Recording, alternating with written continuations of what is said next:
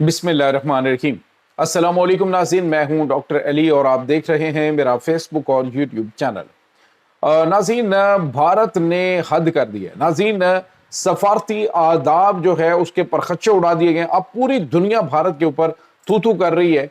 आखिर जयपुर का जो एयरपोर्ट है वहां से सी ऑफ करते हुए भारतीय जो किस किस्म का अमला वहां पे भेजा गया, आप नाज़रीन वो मनाजर आपके साथ हम शेयर करेंगे कि किस तरह से मार्को रूबियो को बेइज्जत करके निकाला गया, जिसके बाद इस वक्त जो अमरीकी सदर डोनाल्ड ट्रंप है उनका पारा हाई हो चुका है, शदीद गुस्से का इजहार किया गया है। इसकी तमाम तर डिटेल्स आपके साथ हम शेयर करेंगे। जबकि दूसरी तरफ नाज़रीन, पाकिस्तानी दुश्मनों के परखच्चे उड़ाने का सिलसिला जारी है। पंशेर में अफगान तालिबान कमांडरों के ऊपर एक बहुत बड़ा हमला हुआ है। इसकी फुटेज भी जारी की गई है। इसकी भी तमाम तर डिटेल्स आपके साथ हम शेयर करेंगे।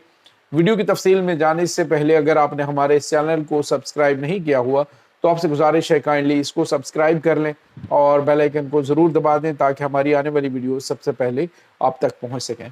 नाज़रीन, हम आपके शुक्रगुजार हैं जो आप हमारे वीलॉग्स को देखने के लिए वक्त निकालते हैं और कमेंट सेक्शन में अपनी मोहब्बतों का इजहार भी करते हैं।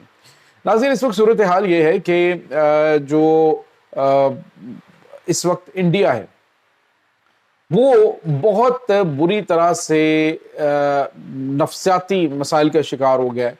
यानी मोदी सरकार की मैं बात कर रहा हूँ।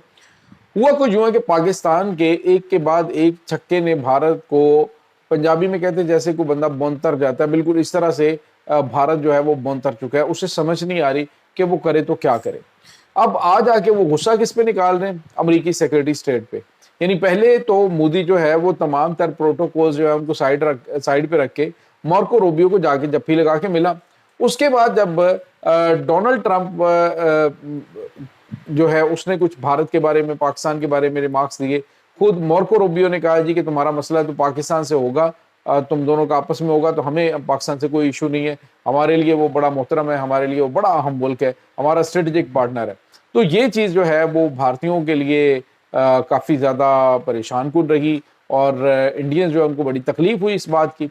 यहाँ तक कि एयरपोर्ट पे एक सहाफ़ी जो है उसकी भी लिटरेशन कर दी उन्होंने। अब नाज़रीन, आपने देखा कि जब आगरा में जो अमरीकी सेक्रेटरी स्टेट है वो जाते हैं तो वहाँ पे उनके साथ जो सलूक किया जाता है, यानी बिल्कुल निचले दर्जे के कुछ दो ऑफिसर जो हैं, एक एयरफोर्स का ऑफिसर था और एक जो है वो पुलिस वाला था जिसको भेजा गया, वो डीपीओ था, उसको बुलाया गया और वो उसने आके उसको रिसीव किया। अब नाज़रीन, भारत ने जाते हुए हद ही कर दिए। यानी कुछ अखलाकी आदाब होते हैं कि आप जो है वो एक किसी भी मुल्क का हो, वो चाहे किसी छोटे मुल्क का ही वज़ीर ख़ारजा क्यों ना हो, तो उसको उसके प्रोटोकॉल के मुताबिक रवाना किया जाता है। नाज़रीन, जयपुर से जैसे ही अमरीकी जो सेक्रेटरी ख़ारजा है मार्को रूबियो वो रवाना हुए तो वहां पे उसको सी ऑफ करने के लिए एक इंस्पेक्टर मौजूद था, एक हवालदार मौजूद था। नाज़रीन, आप अंदाजा लगाएं कि कुछ सिविलियन ऑफिसर था, मे बी कि कोई छोटे लेवल का वहां पे कोई ऑफिसर होगा, तो वो और एक इंस्पेक्टर और एक हवालदार जो है वो उसको सी ऑफ करने के लिए आए। नाज़रीन, भारत जो है वो इस वक्त अपने पांव पे खुद कुल्हाड़ी मार रहा है। ये सफारती बेअदबी डेफिनेटली अमेरिका बर्दाश्त नहीं करेगा। होता यह है कि जब भी कोई किसी मुल्क की आम शख्सियत आती है जाती है तो उसका एक प्रोटोकॉल होता है जो कि एक आप यूं समझ लीजिए कि आपने देना है तो कल को आपने लेना है। अब मोदी अगर अमेरिका जाएगा तो आपको क्या लगता है कोई एक भी सहाफ़ी, क्या मेरे ख्याल में इनका अपना एम्बेसडर आएगा और आके इनको रिसीव करेगा? अमेरिका का कोई बंदा जो है वो रिसीव करने नहीं आएगा। वो अमरीकी सदर जो कि हजारों अरब डॉलर जो है वो इन्वेस्ट करने वालों के साथ भी मतलब किस तरह का सलूक करता है, तो अगर अमेरिका इसकी मोदी की क्लास लेगा तो किस तरह से लेगा? आने वाले दिन बड़े इंटरेस्टिंग होने वाले।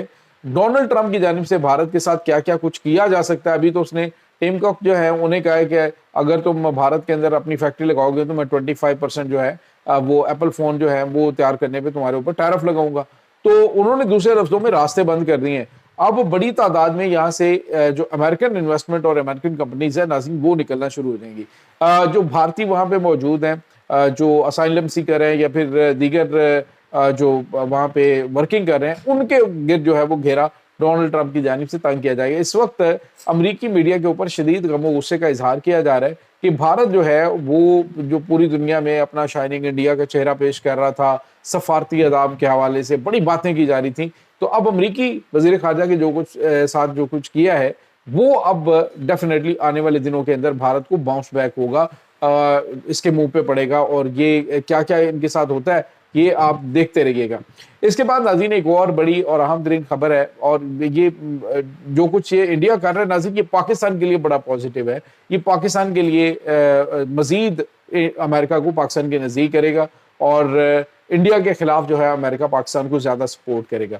اور ابھی آپ کو یہ بھی بتاتے چلیں کہ جو مسئلہ کشمیر سمیت بہت سارے مسائل ہیں انڈیا کے اندر، وہ آپ کو عنقریب حل ہوتے ہوئے بھی دکھائی دیں گے۔